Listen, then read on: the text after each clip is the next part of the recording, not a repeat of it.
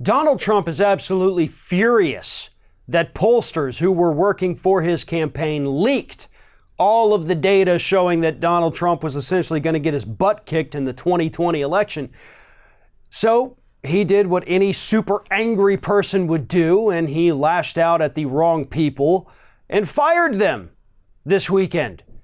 It's been announced that the Trump campaign is parting ways with mostly all, not every single one of them, but almost all of the pollsters who put together those horrible polls that were leaked last week. And when I say he's lashing out at the wrong people, sure, they leaked them, but those polls didn't tell us anything different than what other national polling is already telling us, and that is that as it stands right this second, Donald Trump has a very difficult, if not impossible, path to re-election. Yeah, they leaked it to the press, but they're not the ones who gave the responses. They just compiled the data and handed it to you, as is their job, and said, this is what you're looking at. How would you, as president, as a human being, as a politician, as a man seeking re-election, try to fix this issue? But Trump doesn't want to fix the issue. He would rather pretend that the issue doesn't even exist. Here's what Donald Trump had to say. He said, we're winning in every single state that we've polled. We're winning in Texas, very big. We're winning in Ohio, very big. We're winning in Florida, very big. Those are fake numbers. But do you know when you're going to see that? You're going to see that on election day. Because right now the polls, yes, show him losing to people like both Biden and Bernie Sanders in Florida, Ohio, Michigan, North Carolina. Trump's only up by 2 in Texas, which is actually within the margin of error. Yeah, Trump's losing to some of the big heavy hitters in the Democratic Party, and his own polling shows that, and national independent polling also shows that. But he's still out there saying, nope, those are fake numbers, fake news, fake everything. We're winning. I'm right. You're wrong. That's the end of the story. Now, the question is, does Trump actually believe that those are fake numbers?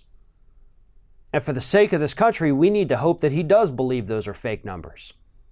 Because if Trump thinks he is actually in trouble, if he honestly believes that he is losing in these polls and that he stands a very good chance of losing re-election, he's going to become more desperate.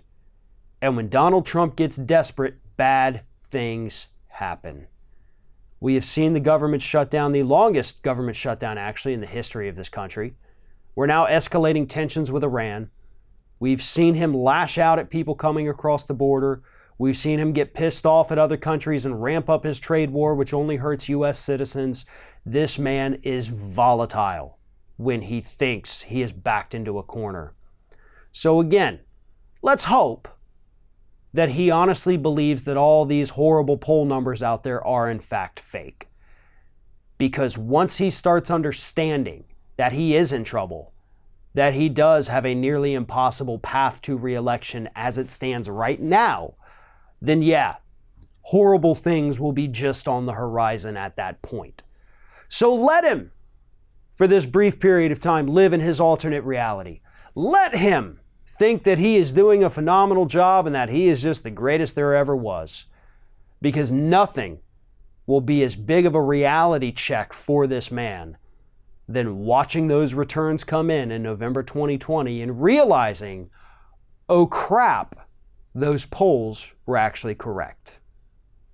Thanks for watching, everybody. And don't forget, if you like what you see here, like, comment, share, and subscribe to our channel. And now you can also become a member of Ring of Fire and get exclusive early access to certain Ring of Fire videos all throughout the week. Just click on the little join button right below the video.